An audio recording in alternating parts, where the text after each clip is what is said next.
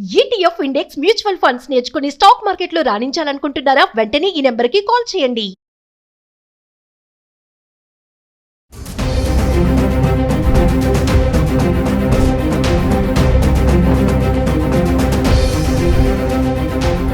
నమస్తే, welcome back to Suman. ప్రస్తుతం మనతో పాటు ఉన్నారు TEDx speaker, legendary award winner in real estate, business analyst doctor Nandi Rameshwar Rao గారు. సార్తో మాట్లాడదాం.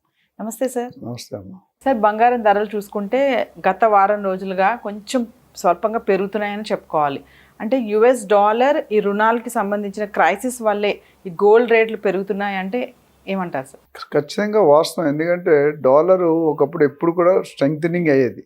ఈ మధ్యకాలం కొద్ది వీక్ అవుతుంది. ఎస్పెషల్లీ డొనాల్డ్ ట్రంప్ వచ్చిన తర్వాత మార్కెట్లో హైలీ వాలటైల్ సిచ్యువేషన్ పెరిగింది. అంటే ఎప్పుడు పెరుగుతుంది, ఎప్పుడు తగ్గుతుంది.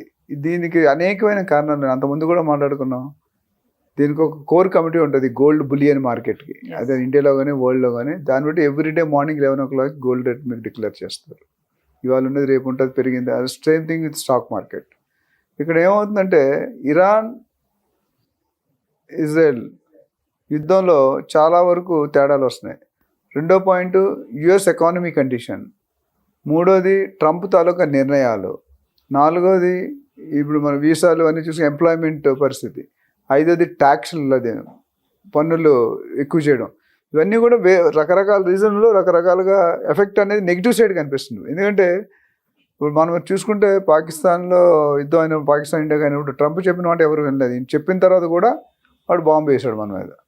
సో అప్పుడు మోడీ గారు ఏమన్నారు, ట్రంప్ నువ్వు మధ్య మీడియేషన్ చేయక్కర్లేదని చెప్పాడు.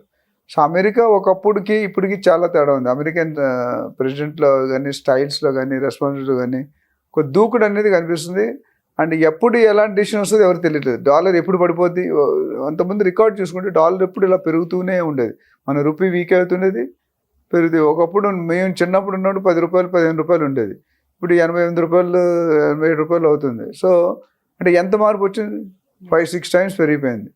సో ఇది పెరుగుతూనే ఉంది. బట్ ఈ మధ్యకాలంలో మేబీ లాస్ట్ 10-15-20 daysలో డాలర్ వీక్నింగ్ అవుతుంది. డాలర్ వీక్నింగ్ అవుతుంది, రూపీ స్ట్రెంగ్త్ అవుతున్నట్టు అర్థం. అది పెరిగితే తగ్గుతుంది, తగ్గితే అది పెరుగుతుంది.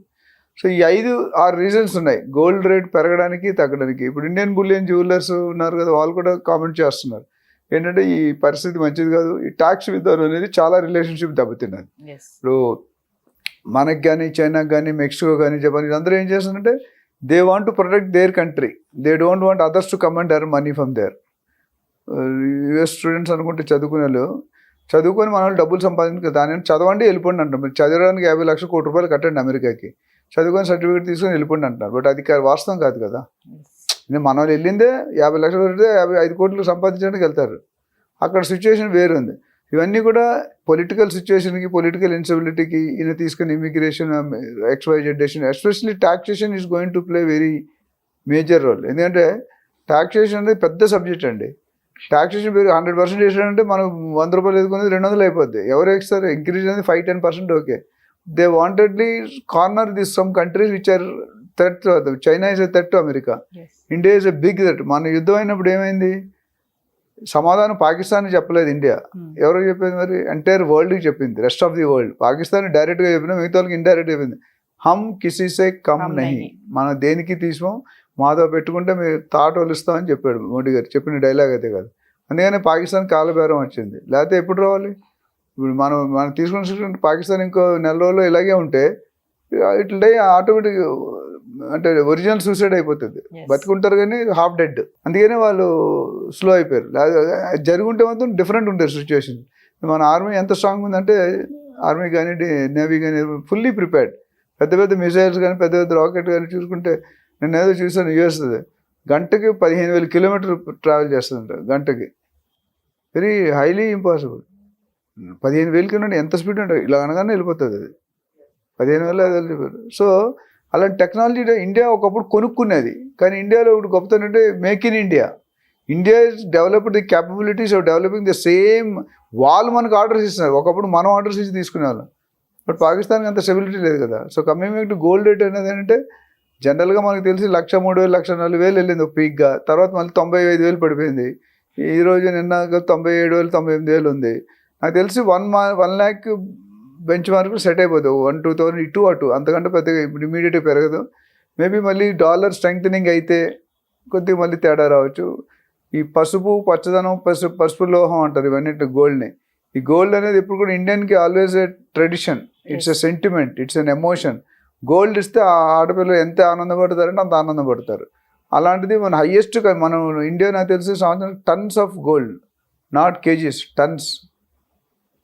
20,000 టన్నులు ఎంతో ఉంది ఆ ఫిగర్ అంత కన్జంప్షన్ ఉంది అంటే మన హైయెస్ట్ అంట. సో గోల్డ్ కొనేవాడు యుద్ధాలు జరిగినప్పుడు పాకిస్తాన్ ఇండియా యుద్ధం అప్పుడు కూడా గోల్డ్ ఎఫెక్ట్ అయ్యేది. నిధులు రిలీజ్ అవుతుంది, అంతమంది సెంట్రల్ రిజర్వ్స్ ఉంటాయి. యుద్ధంలో ఉన్నట్టు ఇన్కమ్ రానప్పుడు కంట్రీ బతకడానికి సెంట్రల్ రిజర్వ్ నిధులు రిలీజ్ చేసి గోల్డ్ అమ్మేస్తారు మార్కెట్లో. ఎప్పుడైతే 2,000-3,000 టన్నులు వచ్చింది అనుకోండి, అప్పుడు కొద్దిగా రేట్ తగ్గుతుంది. మళ్ళీ అయిపోగానే మళ్ళీ it's demand versus supply gap. So gold అనేది మనం ఊహించు, బట్ యాజ్ ఇట్ ఈజ్ చూసుకుంటే లాస్ట్ 3-4 monthsలో 25,000-30,000 దాకా పెరిగింది మనకి చూసుకుంటే గోల్డ్. అండ్ అది స్థిరత్వంగా ఇప్పుడు 95 to 1 lakh స్టేబుల్ అయిపోయింది. సో ఫ్యూచర్లో పెరుగుతుందా లేదంటే ఇట్స్ వెరీ డిఫికల్ట్, బట్ డెఫినెట్గా నాకు తెలిసి 1 lakh బెంచ్ మార్క్ అయితే రీచ్ అయిపోతుంది. అంటే అమెరికా ఫినాన్షియల్ క్రైసిస్ వల్ల ఇప్పుడు బంగారం ధరలు పెరుగుదల కనిపిస్తుందని అనుకోవచ్చు అంటారు. 100%. ఎందుకంటే అమెరికా కండిషన్ ఇప్పుడు America is big brother to every country. ఇంతకుముందు చెప్పాను, అమెరికా ఏది చెప్తే అది ఫైనల్. అమెరికాలో తుమ్మినా దగ్గినా ఇక్కడ తుమ్మినట్టు తగ్గినట్టే. అమెరికా బ్యాక్ వెళ్తుంటే వరల్డ్ బ్యాక్ వెళ్తున్నాను.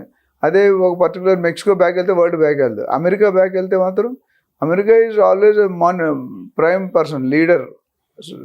జంగల్లో సింహం ఎట్లా ప్రపంచంలో అమెరికా అట్లా ఉంటుంది. కాకపోతే ఆయన తీసుకున్న ప్రతి నిర్ణయం చాలా ఆలోచించి తీసుకోవాలి. దెబ్బడో తీసుకున్నాను అనుకోండి, ఏమవుతుంది, ఎంటైర్ 150-200 కంట్రీలు ఏవైతున్నాయి స్మాష్ అయిపోతాయి. ఒకసారి 2008లో recession entire US market collapse అయింది. ఇప్పుడు మీరు చిన్నపిల్లలు అయి ఉంటారు నాకు తెలిసి. 2008లో చాలా పెద్ద రెసిషన్ వచ్చింది. రియల్ ఎస్టేట్ అన్ని మార్కెట్లు పడిపోయాయి, టోటల్లీ స్టార్వింగ్. మళ్ళీ ఆ తర్వాత మళ్ళీ ఇప్పుడు వస్తుంది అంటున్నారు, ఇంకొక 2-3 సంవత్సరాలు మనకు తెలియదు. అది సరైన నిర్ణయాలు తీసుకొని సంబంధాలు బాగా పెట్టుకుంటే రాష్ట్రం టు రాష్ట్రం, కంట్రీ టు కంట్రీ బాగుంటుంది. But we don't know what the government people will take. ఆ డెసిషన్ ఏం తీసుకుంటారు, ఎలా తీసుకుంటారు, ఎప్పుడు తీసుకుంటారు. So we have to wait and watch. అంటే మనం రిస్క్ ఫ్యాక్టర్ అయితే ఉంది మనకి. కొనుక్కునేవాడు కొనుక్కుంటాడు, అమ్ముకుంటాడు, ఏమి చేయడు, ఏమి చేయటం. 3 రకాలు: కొనుక్కునేవాడు, అమ్ముకునేవాడు, స్టేబుల్గా ఉన్నాడు, కొనడు, అమ్మడు. సో అక్కడ ఉన్న మార్కెట్ షేర్ మార్కెట్ లాగా అయిపోయింది. గోల్డ్ అంతమంది ఆర్నమెంట్ కింద వాడుకునేవారు, గోల్డ్ని ఇన్వెస్ట్మెంట్ రూపంలో చేస్తున్నారు. So that's a basic change. Silver కూడా మనం వాడడం పెరిగింది, సిల్వర్ కన్జంప్షన్ పెరిగింది. అంతకుముందు కొన్నట్లుగా వాడుకుంటే దేవుడి పళ్ళకి గ్లాసులు వాడు, ఇప్పుడు అలా కాదు కదా. ఇట్స్ డ్యూ టు ఇండస్ట్రీకి ఎప్పుడైతే వాడతారో దాని కన్జంప్షన్ పెరిగితే రేటు పెరుగుతుంది. Thank you sir. Thank you.